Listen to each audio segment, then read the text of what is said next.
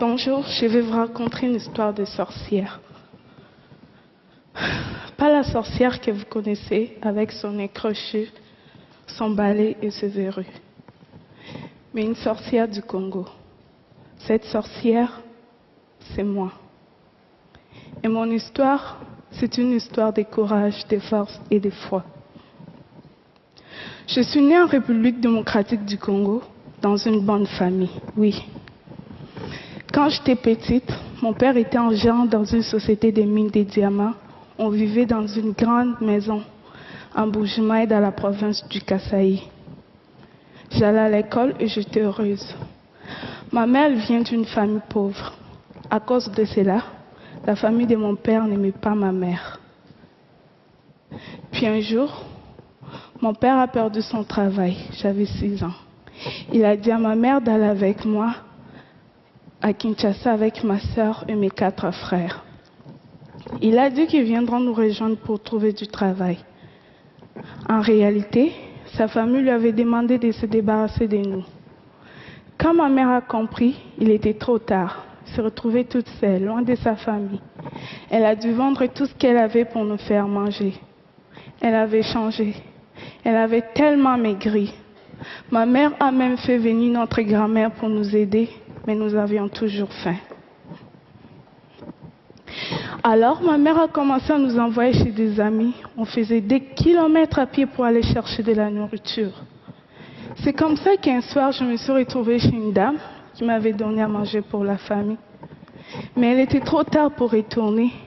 Elle m'a proposé de dormir chez elle et de repartir le lendemain matin. Durant la nuit, je parlais dans mon sommeil. Ça ne vous paraît pas très grave, n'est-ce pas? Mais cette amie a dit à ma mère que je parle aux démons. Et en même temps, ma mère et ma grand-mère sont allées demander des conseils chez des prophètes, ceux qui représentent Dieu. Elles cherchaient la cause de tout le malheur de notre famille. Le problème est qu'elle m'avait amené chez un faux prophète. Et il a été décidé que c'était moi la cause et que j'étais une sorcière. Les charlatans m'ont parlé pendant plus d'1 heure pour que j'accepte que je sois une sorcière. Il a crié sur moi sans arrêt. Ils m'ont fait boire 5 litres d'eau avec des herbes dégueulasses. Ils m'ont dit de vomir les viandes des gens que j'aurais mangées dans le monde des ténèbres. Imaginez-vous la scène, une enfant de 7 ans face à plusieurs adultes qui crient sans arrêt. On me tapait même dans le dos pour faire sortir cette viande. À un moment donné, j'avais peur et j'étais tellement fatiguée. Et je finis par dire oui, je suis une sorcière. Je croyais qu'en disant oui, que le mal allait s'arrêter. Mais j'étais devenue une sorcière, malgré moi. Une fois qu'on m'a nommée sorcière, c'était impossible de retourner en arrière. Ma mère a accepté la situation. Mais ça ne veut pas dire que ma mère ne m'aimait pas.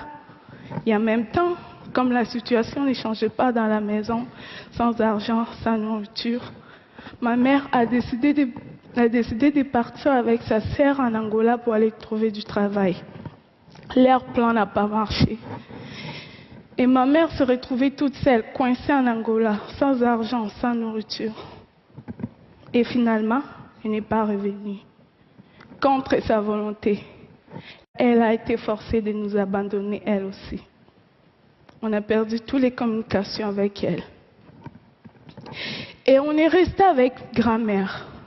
Pendant 2 ans, j'ai été traitée comme une sorcière. Les accusations, les cris, les jeûnes forcés, les piments dans les yeux. Elle disait que c'était moi la cause. Si ma mère n'appelait plus, elle pensait qu'elle était morte et que je l'avais sacrifiée. Elle a dit à tout le monde de ne pas m'aider, de ne pas me parler, de ne pas jouer avec moi. Dans mon quartier, on ne me laissait pas m'approcher des autres enfants. J'étais toute seule. J'étais pauvre. J'avais faim. Mais j'étais surtout pauvre d'amour. Et finalement, ma grand-mère, elle m'a chassée de la maison. Je suis devenue une chélier, une enfant de la rue. Dans la rue, on est comme des papillons. Là où le sommeil nous trouve, c'est là où on dort. Dans la rue, On devient des soldats pour survivre. On oublie la lecture et l'écriture pour apprendre à se battre. Dans la rue, j'ai vendu des lots, des arachides, j'ai fait des ménages.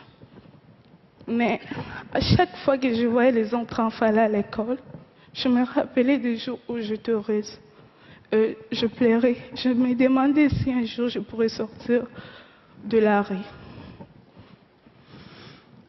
Puis un jour, ma chance a tourné. J'ai participé dans un documentaire Kinshasa Kids. On m'a payé et j'ai tout de suite voulu donner cet argent à ma famille. Car même dans la rue, dès que j'avais quelque chose, je passais aller voir ma famille pour leur donner. Ma grand-mère a pris de l'argent, elle m'a encore remis dans la rue. Plus tard, j'ai entendu parler d'un film canadien qui s'est tourné à Kinshasa. La même personne qui s'occupait du casting alors me connaissait, j'ai été invitée au casting. Je me suis retrouvée face au regard des enfants riches qui étaient là en édition. Même si j'avais envie de me sauver à cause de leur regard, je suis restée et j'ai tout donné pour avoir les rôles. Pour moi, c'était une façon de changer ma situation. J'ai eu les rôles principaux dans le film. C'était bien cool. La production, ils m'ont mis dans une grande maison, je pourrais manger tous les jours et avoir tout ce que je voulais. Mais malgré tout ce qui se passait, j'étais triste. J'en ai parlé à Kim, le réalisateur. Ma vie était belle, mais mes frères et sœurs, ils étaient toujours dans la misère. Je ne me sentais pas bien quand je mangeais en sachant qu'ils avaient faim. Alors, l'équipe et Kim ont donné de l'argent à ma famille. Et quand l'équipe sont entrés chez eux, ils ne m'ont pas laissé comme ça. Ils ont trouvé une maison d'accueil et ils ont fait en sorte pour que je puisse retourner à l'école. Moi qui en rêvais depuis si longtemps. C'est là où cette histoire des sorcières devient un conte de fées.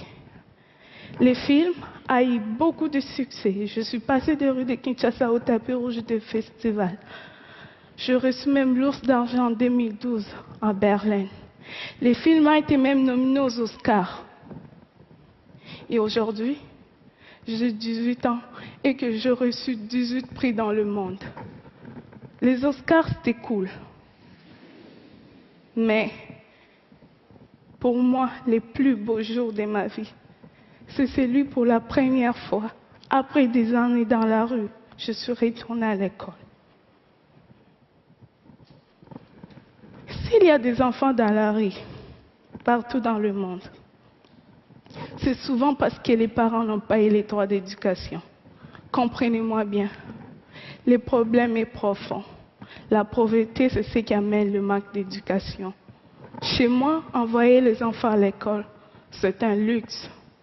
Mais sans éducation, on risque de se faire rencontrer n'importe quoi par les autres qui vous disent quoi faire et quoi penser. Ma mère n'était pas bête.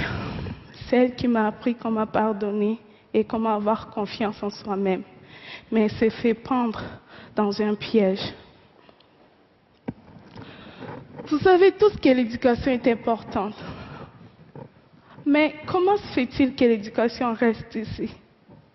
Et que l'éducation n'est pas arrivée dans le village de ma mère avant ma naissance? C'est pas cool qu'aujourd'hui, avec tout ce qui existe de technologies et d'idées, que ça ne puisse pas se faire. L'ignorance produit des sorcières. L'ignorance peut tuer. Alors, pour chasser des sorcières, construisons des écoles.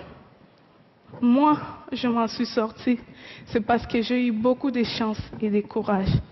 Ce n'est pas le cas pour beaucoup d'enfants qui sont encore dans la rue. Ils attendent aussi que leurs rêves se réalisent. Alors, pour cela, il ne faut pas les oublier. J'ai eu aussi le courage de quitter Kinshasa à 17 ans. Et aujourd'hui, je vis au Québec dans une famille d'accueil. Je poursuis mes rêves, mes études et je reprends les temps qu'on m'avait volés. Je vous parle d'espoir et de courage et de force.